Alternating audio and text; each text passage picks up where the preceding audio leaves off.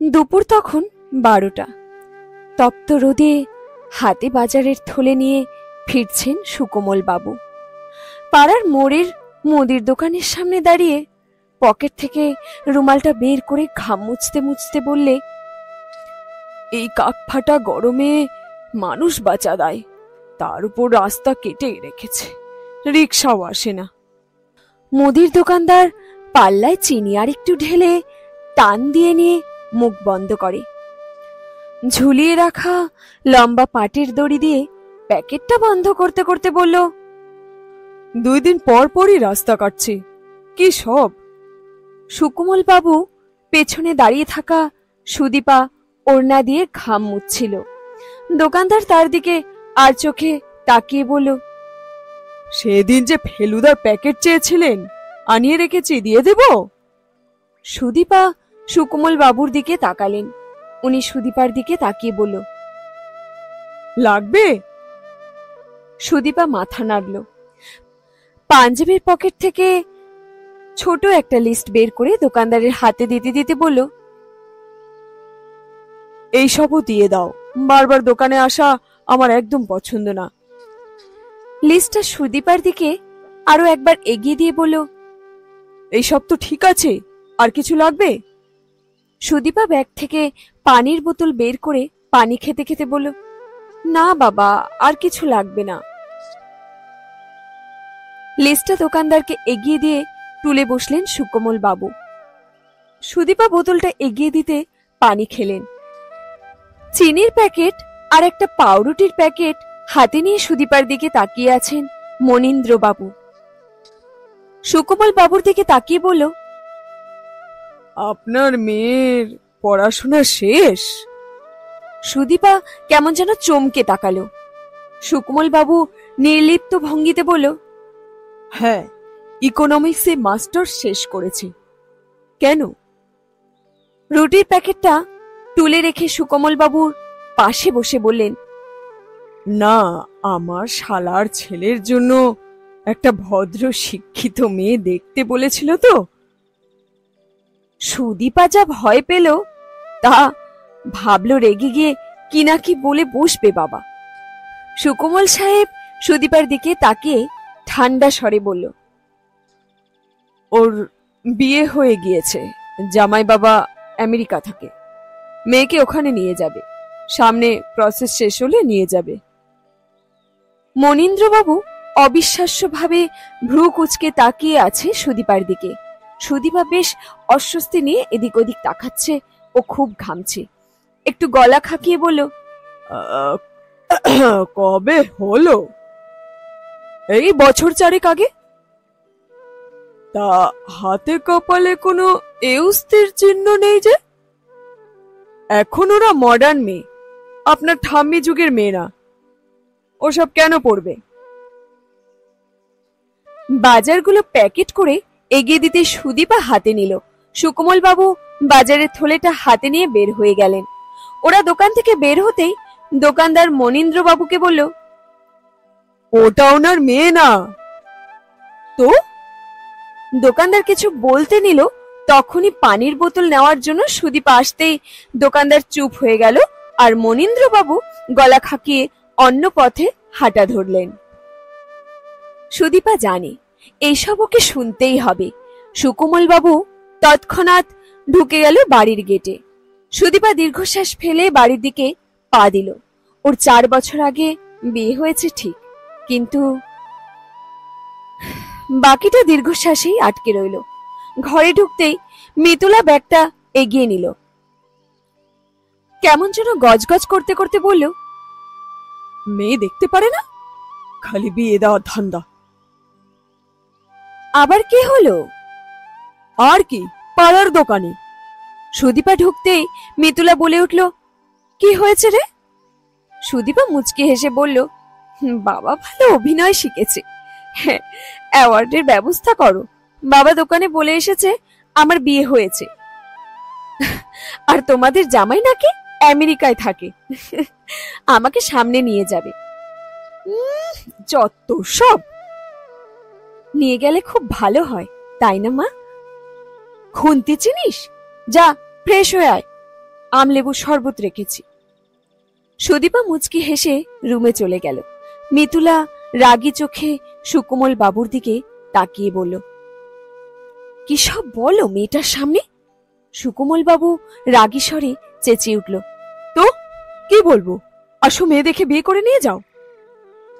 তো বলবা না? না বলবো না। কেন বলবো? সুকোমল বাবু আরেক বাথরুমে ঢুকে গেল। মিতুলা দীর্ঘশ্বাস ফেলে বাজার নিয়ে রান্নাঘরে গেল। বাজার গুছিয়ে রেখে মাছ কাটতে বসল। একটু পর সুদীপা রান্নাঘরে এসে হাতে হাতে কাজ গুছিয়ে রান্না সেরে নিল। পুঁই শাক, আমডাল আর ছোট মাছ দিয়ে খেতে বসল।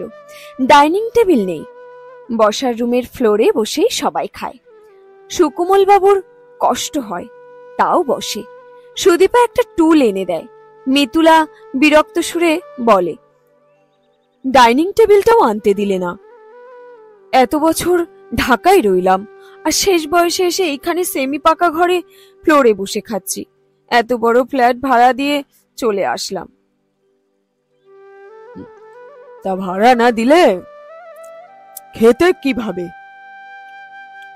কেন, মেয়েটাকে তো চাকরি দিচ্ছিল ওরা। সুকোমল বাবু খাবার বন্ধ করে মিতুলার দিকে তাকিয়ে রইল। সুদীপা চেঁচিয়ে উঠল, মা, বাবা, তোমরা আবার শুরু হয়ে গেলে? খাবো নাকি উঠে যাব? ফ্লোরে বসে খেতে কি অসুবিধা হচ্ছে? দুজনেই চুপ হয়ে গেল। বিকাল হতে হতে সুকোমল বাবু আবার কাঁচি হাতে ঘরের সামনে বিরাট মেহগনি গাছটা পরিষ্কার করতে লাগলো। এত বড় গাছকে পরিচর্যা করতে হয় না, তাও উনি রোজ করেন। গাছ থেকে উঠা ছালগুলো একটা পলিথিনে ভরে রাখেন খুব যত্ন করে, যেন কোনো বাচ্চার প্রিয় খেলনা। তারপর কিছুক্ষণ গাছটাতে হেলান দিয়ে বসেন।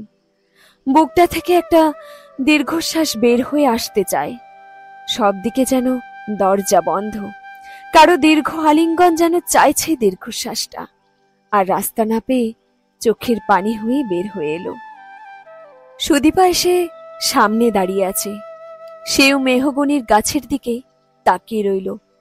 তারপর বলল, ফালুদা বানিয়েছি, চলো খাবে। আর একটু বসি না, মশা কামড়াবে একটু পর। সুকোমল বাবু উঠে দাঁড়াতে দুজন লোক ঢুকল। তাদের দেখেও না দেখার ভান করে ঘরের দিকে চললেন। একজন কিছুটা দৌড়ে এসেই বলল, কাকু, উনি কথা বলতে চান। না, আমার সময় নেই, যান। ওরা পথটা অনেকটাই আগলে ধরলেন। সুদীপার দিকে তাকাতেই ও ঘরে চলে গেল। কেন ছেলে মানুষই করছেন? একটা গাছই তো জাস্ট। গাছটার বয়স কত জানো? 29.5 বছর। প্রতিদিন একটু একটু করে বড় হচ্ছে। দুজনেই হেসে দিল। কাকু, রাস্তা বানানোর জন্য গাছটা কাটতে হবে, নইলে রাস্তা হবে না। কাটতেই হবে। না, হবে না, আমি মরার আগে পারবে না। সেই গাছ দিয়ে আমাকে জ্বালিয়ে দিও। এত গাছ আছে আপনার বাড়ির আশেপাশে, একটা গাছের জন্য সবার সাথে শত্রুতা করছেন? আমার লাগবেই ওই একটা গাছই। ওটা ছাড়া বাকি সব কেটে ফেলো, তাতে না হলে ওই গাছ মাঝখানে রেখে রাস্তা বানাও, আমার আপত্তি নেই। এই বলেই হন হন করেই ঘরে চলে গেলেন। দুজনেই বিরক্তি সুরে বলে উঠল, বুড়োর মাথা আসলে একেবারে গেল। ওরাও এক নজরে গাছটা দেখে নিল। বেশ কিছুদিন পর বিকেলবেলার নাস্তা নিয়ে ঘরে ঢুকলেন সুকোমল বাবু আর সুদীপা। মিতুলা ওদের দিকে তাকিয়ে রইল। ওর চোখের দৃষ্টি ফলো করে তাকালো সোফার দিকে। সেখানে বসে আছে দুজন। ওদের দেখেই সুকোমল বাবু বলে উঠল, আপনারা এখানে কেন এসেছেন? আমি আমার মেয়েকে নিতে এসেছি। সুদীপাকে নিতে এসেছি। সুকোমল বাবু খুব চেঁচিয়ে বলেন, না, সুদীপার ঘর এইটা, ও কোথাও যাবে না, আপনারা বের হয়ে যান। এমন ভাবে বললেন যেন এখন ঘাড় ধাক্কা দিয়ে দেবে। মিতুলা সুকোমল বাবুকে বলেন, কি করছো? ভুলে যেও না, ওরা সুদীপার মা বাবা। 17-18 বছরের একটা মেয়েকে ওরা যখন ফিরেও তাকায়নি, তখন কোথায় ছিল মা বাবা? মেয়ের যখন ম্যালেরিয়া হয়েছিল, তার জন্য তুমি খেটেছো, আমি খেটেছি, তখন কোথায় ছিল মা বাবা? ওর পরীক্ষার সময় পায়েস রেঁধে কে খাইয়েছে, তুমি নাকি ওরা? বলতে বলতে কাশতে শুরু করলো সুকোমল বাবু। সুদীপা তাড়াতাড়ি ওষুধের বক্স থেকে একটা ওষুধ মুখে ঢুকিয়ে পানি এনে দিল, সোফায় বসিয়ে দিল, ওদের দিকে তাকিয়ে বলল, তোমরা চলে যাও, আমি যাব না। সুদীপার মা বাবা সুকোমল বাবুর দিকে তাকিয়ে, যতই চেঁচিয়ে বলুন না কেন, আপনারা সুদীপার মা বাবা হতে পারবেন না। আপনারা ওর শ্বশুর শাশুড়ি, আপনারা তাই থাকবেন। সুকোমল বাবু আহত চোখে তাকালেন এইবার। আর আমরা মেয়েকে পর করিনি, আপনার ছেলেই পালিয়ে নিয়ে আসছিল আমার মেয়েকে, আমাদের মান সম্মান শেষ করেছে, তাও তো পরে মেনে নিলাম।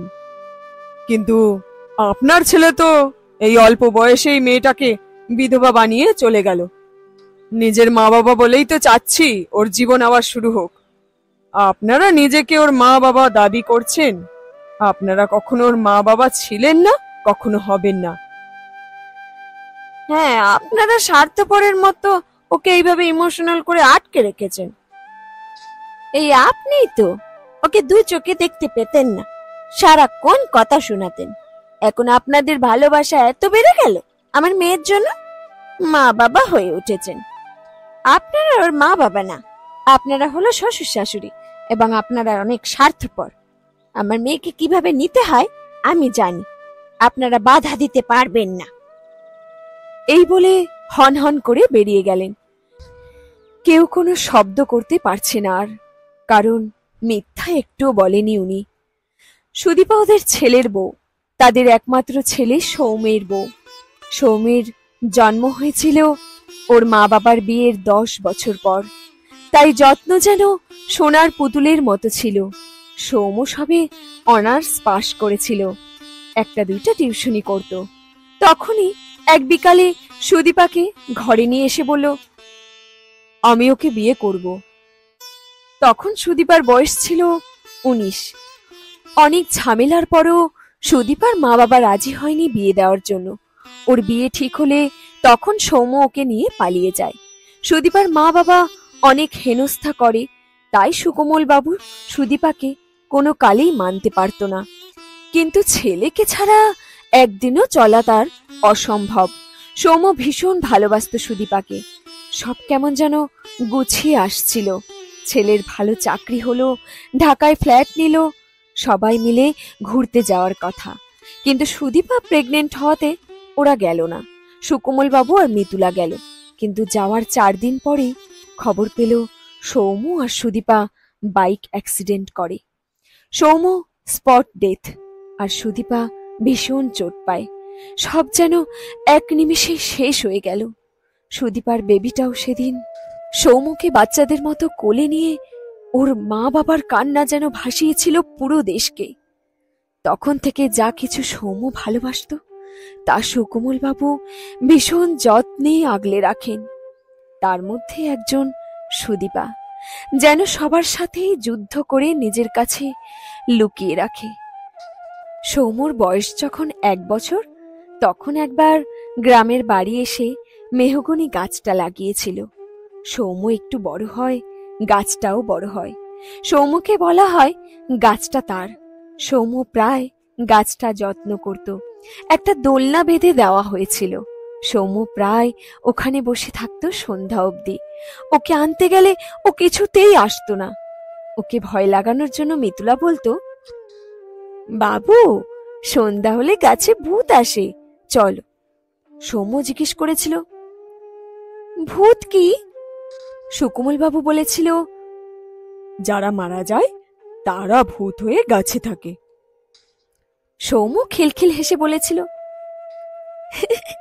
আমি মরে এইখানে ভূত হয়ে আসব, আর তোমরা এখানে আসলে তোমাদের ভয় লাগাবো। সন্ধ্যা হলে তোমাদের দিকে তাকিয়ে হাসবো, আর তোমরা এইদিকে হেঁটে গেলে আমি গাছে পাতা ঝরিয়ে দেব। সুকোমল বাবু কি এক মিথ্যা আশায় এই গাছটার কাছে ছুটে আসেন শহরের নিজের ফ্ল্যাট বাড়ি ছেড়ে। সৌমের অফিস থেকে সুদীপাকে অন্য চাকরিতে জয়েনের জন্য সুযোগ দিয়েছিল। সুকোমল বাবু সব ছেড়ে ছুড়ে সুদীপা আর মিতুলাকে নিয়ে এইখানে চলে আসেন।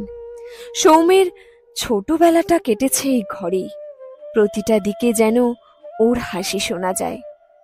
সেই ছোট্ট মেহগনি গাছটা এখন পরিপক্ক ছায়াবৃক্ষ, যেমনটা হয়ে উঠেছিল সৌম। সবার যত্ন নেওয়া, সবার প্রয়োজনের হিসাব রাখা। সুদীপাকে যেমন ভালোবাসত, তেমনি মা বাবাকেও যত্নে আগলে রাখত। এইসব ভাবতে ভাবতেই দীর্ঘশ্বাস বের হয়ে আসে। মেহগনি গাছটার নিচে বসে এইসব ভাবছিলেন। ঠিক তখনই কয়েকটা ঝরা পাতা এসে পড়ে সুকোমল বাবুর গায়ে। মনে হলো সৌম যেন কাঁধে হাত রেখে বলছে, আমি আছি তো বাবা। সুকোমল বাবু সৌমর যেন সব আগলে রাখতে চান। মিতুলা সুদীপাকে মেয়ের মতো ভালোবাসে, তাই চায় আবার ওর বিয়ে দিয়ে সংসারী করতে। সুকোমল বাবু সুদীপাকে ভালোবাসে মেয়ের মতোই, তবে তা সৌমর বউ বলেই ভালোবাসে, সৌমর ভালোবাসার মানুষ বলেই ভালোবাসে, আগলে রাখতে চায়। এইটা কি স্বার্থপরতা নাকি ছেলের প্রতি অদ্ভুত ভালোবাসা, সেটা নিজেই উত্তর খুঁজে পান না। সুদীপার মা বাবা বারবার আসে ওকে নিয়ে যেতে, কিন্তু সুকোমল বাবু প্রথম প্রথম সুন্দর করে বোঝাতো, আমার ছেলে চলে গেলে, এখন বউটাও চলে গেলে কিভাবে থাকবো আমরা। পরে পরে খারাপ ব্যবহার করা শুরু করেন। ঢাকা ছেড়ে চলে আসার পেছনে আরেকটা কারণ, সুদীপাকে ওর মা বাবা থেকে দূরে নিয়ে আসেন, কিন্তু আজ আবার এইখানেও। তাছাড়া একটা গ্রাম সুদীপার মতো সুন্দর মেয়েকে এইখানে রাখাও নিরাপদ না। সুদীপা মেয়েটা কিছুই বলে না, একবারও সৌমুর নাম ধরে না, কখনো কাঁদতেও দেখে না। তবে ওর চোখের নিচে কালি, উস্কো খুস্কো চেহারাটা, এলোমেলো চুল, ভীষণ ক্লান্ত চোখ, সব যেন না বলা কথাও বলে যায়। এইদিকে মেহগনি গাছটা বিশাল হয়ে উঠেছে রাস্তার ধারে। এইদিকে এখন পাকা রাস্তার কাজ হবে, সবাই মিলে উঠে পড়ে লেগেছে গাছটা কাটার জন্য। সুকোমল বাবু কিছুতেই গাছটা কাটবে না, এর জন্য চেয়ারম্যানের সাথেও ওর যুদ্ধ করতে হচ্ছে, সবার সাথে। এই যেন নিজের সাথে যুদ্ধ করে যাচ্ছেন উনি প্রতিনিয়ত। সুদীপাকে হয়তো বেশি দিন আগলে রাখতে পারবেন না, কিন্তু এই মেহগনি গাছটা তো সৌমুর। এইখানেই সৌম্য থাকে, মাঝে মধ্যে নেমে এসে কথা বলে। এই যে একটা নীলাভ আলো ছড়িয়ে বসে আছে, ওর গায়ে অদ্ভুত সুঘ্রাণ। সুকোমল বাবু এক মনে তাকিয়ে আছে। হ্যাঁ রে খোকা, সুদীপাকে কি চলে যেতে দিব? মেয়েটা কি চায় আমি বুঝি না। ও কি তোকে ভুলে যেতে পারবে? কিভাবে পারবে খোকা? তোর জায়গা যেন আমাদের মনে কেউ নিতে পারবে না। ও কিভাবে পারবে রে? আমি তো ভাবতেই পারি না। আচ্ছা, তুই চলে গেলি, তোর সন্তান যা আসছিল তাকে কেন নিয়ে গেলি? ওকে নিয়ে আমরা থেকে যেতাম। কি ভেবেছিলি আমি বোধহয় বুড়া হয়ে গেলাম, মানুষ করতে পারবো না তোর সন্তানকে? সুদীপা তো তোর মতোই যত্ন নেয়, তার দিকে তাকিয়ে তো তোকে দেখি, কেন ওকে যেতে দেব বল? সৌম দীর্ঘশ্বাস ফেলে। একটা লম্বা ডানাওয়ালা সাদা পাখি উড়ে যায়, একটা পালক যেন এলোমেলো ভাবে পড়ে। সুদীপা হেঁটে হেঁটে আসছে, সৌম তাকিয়ে আছে। আসলে তাকিয়ে আছে সুকোমল বাবু। সুদীপা এসে পাশে বসে। সুকোমল বাবু একটা বাঁশের বেঞ্চ বানিয়েছেন।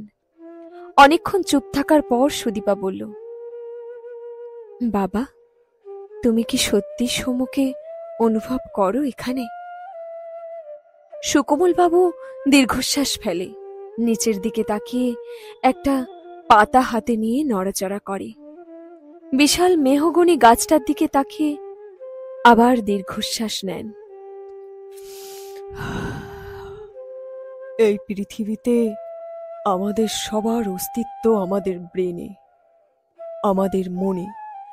যখন আমরা কাউকে ভালোবাসি মনে করি, আমাদের মন তার কথা মনে করায়।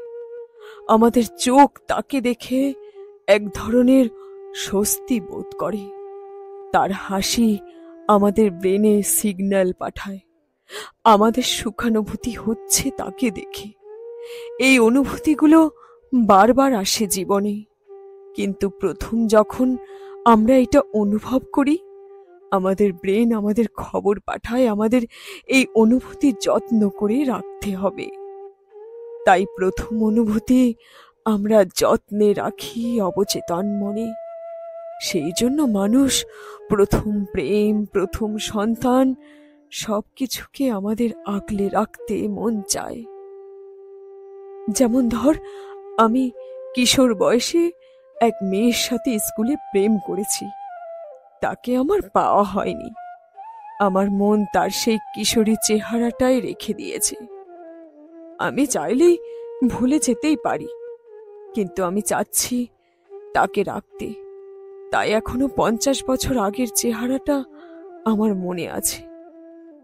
এখনের চেহারা আমি মনে রাখতে চাই না, তাই আমার মন তা মনে রাখেনি। আমি চাই সৌম্যর স্মৃতি আমার মনে জেগে থাক। তাই আমার ব্রেন, আমার মন তার অনুভূতি আমাকে এনে দেয়। এই যে আমি দেখছি সৌম্য বসে আছে, ওর গা থেকে নীলাভ আলো ছড়াচ্ছে। এখন যদি আমি চাই ওর ছোটবেলার ছবি দেখতে, আমি পারবো না, কারণ ও ছোটবেলার চেহারাটা মনে রাখার জন্য আমি আমার মনকে বলিনি, সে সেটা যত্নে রাখেনি। তেমনি আমরা যাকে যেভাবে রাখতে চাই, মন আমাদের তা অনুভব করায়। মারে, আমি স্বার্থপর না, আমি শুধু সৌম্যর স্মৃতিকে আগলে ধরে রাখতে চাই। সৌম্য তার জীবনের চেয়ে বেশি ভালোবাসতো তোমাকে, তাই আমি তোমাকে দেখলে ওর অস্তিত্ব অনুভব করতে পারি। আমাদের মেয়ে নেই, সৌম্যর কারণে আমরা তোমাকে পেয়েছি, তাই আমি তোমাকে মেয়ের মতো ভালোবাসি। কিন্তু তুমি আমার ছেলের বউ, সৌম্যর কারণে তোমাকে পেয়েছি, তাই আমি তোমাকে মেয়ের মতো ভালোবাসলে মেয়ের মতো তোমাকে আবার অন্য কারো হাতে তুলে দিতে পারি না। আমার সৌম্যর প্রিয় মানুষকে আমি অন্য কারো হাতে তো দিতে পারি না। আমি যতই ভালো বাবা হই, ভালো মানুষ হই, আমি তো মানুষ। আমাদের মানুষের মন ভয়াবহ খারাপ, তাই আমি তোমাকে আগলে ধরে বাঁচতে চেয়েছি। তুমি যদি চাও, আমার কোনো আপত্তি নেই, তুমি চলে যাও। সুদীপা তাকিয়ে আছে। সুকোমল বাবুর চোখ বেয়ে পানি পড়ছে। সুদীপা কিছুই বলল না, উঠে চলে গেল। বেশ কিছুদিন ধরে একটা ছেলে ঘরের সামনে ঘুরঘুর করছে। সুকোমল বাবুর মেয়ে নেই। কখনো এই ভয় পাওয়া, টেনশন হওয়া ব্যাপারগুলো ফিল করেননি, কিন্তু আজকাল উনি কাউকে দেখলেই কেমন যেন টেনশন করেন। সুদীপাকে দোকানে যেতে বললে কেমন যেন অস্বস্তি করেন।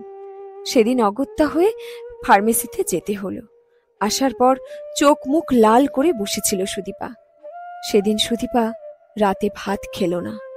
মিতুলা আর সুকোমল বাবু খুব একটা গল্প গুজব না করলে টুকটাক কথাবার্তা তো ওদের হয়, কিন্তু মেয়েটা খাওয়া আর কাজ ছাড়া কেমন যেন রুম থেকে বের হয় না। আগে সুদীপা গান গাইতো, সৌম্য প্রায় নিয়ে যেত বিভিন্ন অনুষ্ঠানে সুদীপাকে।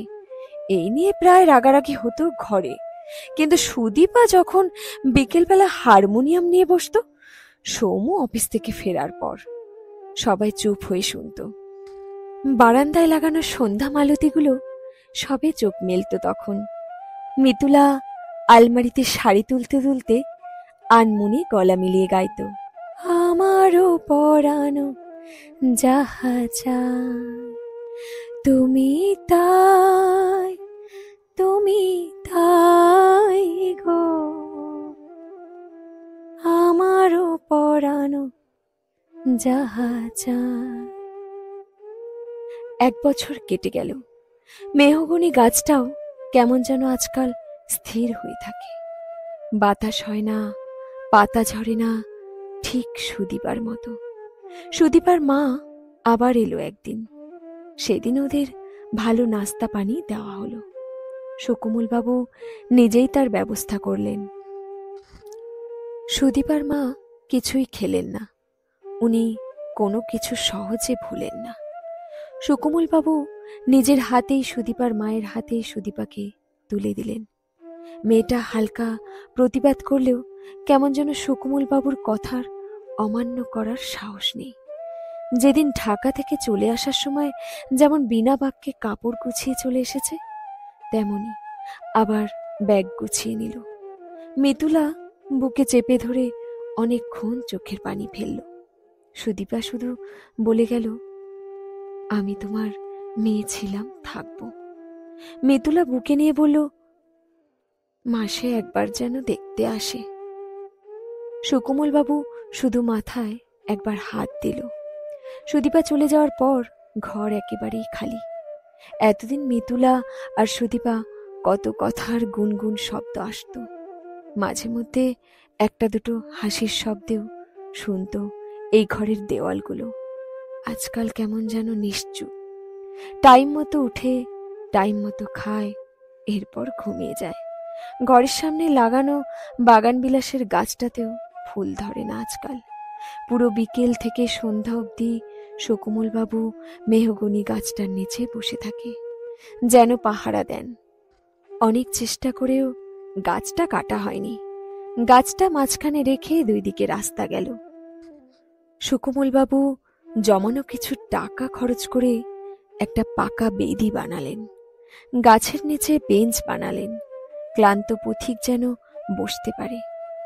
নাম দিলেন সৌমের মেহগনি। সুদীপা মাসে একবার আসার প্রতিজ্ঞা করে গেলেও 1 বছর যাওয়ার পরও আসেনি। এক বিকালে এলো মিতুলার জন্য নানা জিনিসপত্র আর শাড়ি নিয়ে। মিতুলা যত আগ্রহ নিয়ে প্রতি মাসে আচার বানিয়ে রাখত, আচারগুলো যত পুরানো হচ্ছিল তত যেন আগ্রহটা নেবু নেবু হচ্ছিল। সুদীপা এখন খানিকটা চঞ্চল হয়েছে, অনেক কথা বলে যাচ্ছে। মিতুলা আর চোখে সব লক্ষ্য করছিল আর মাথা নেড়ে হাসার চেষ্টা করছিল।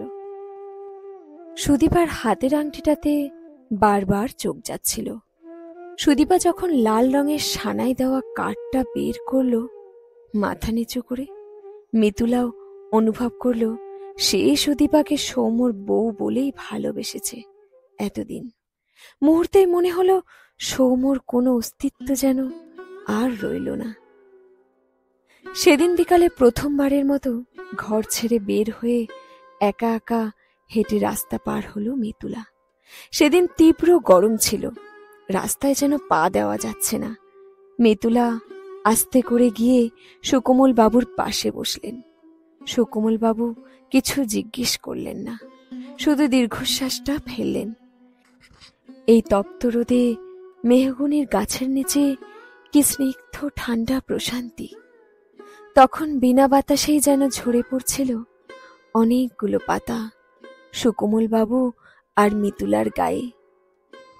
সিক্ত চোখে দুজনেই তাকালেন উপরের দিকে, যেন উপরে বসে খিলখিল করে হেসে কোনো ছেলে মানুষই খেলায় মেতেছে কেউ, আর বলছে, আমি এইখানে, এই তো আমার মেহগনি গাছে। রাস্তার পাশ দিয়ে ছুটে যাচ্ছে গাড়ি, অবাক চোখে তাকিয়ে আছে কয়েকজন। 2 মধ্যবয়স্ক মানুষ গাছের নিচে জড়াজড়ি করে বসে আছে। গাড়িটা উল্টো দিকে ছুটছে, আর দূর থেকে দেখা যাচ্ছে নেম প্লেটটা সৌমের মেহগনি। যত ছুটছে তত আবছা আর ছোট হয়ে দেখা যাচ্ছে তাদের, আর বড় করে স্থির হয়ে দাঁড়িয়ে আছে মেহগনি গাছটা। শেষ হলো আজকের গল্প সৌমের মেহগনি গাছটা। কলমে দোলনা বড়ুয়া তৃষা।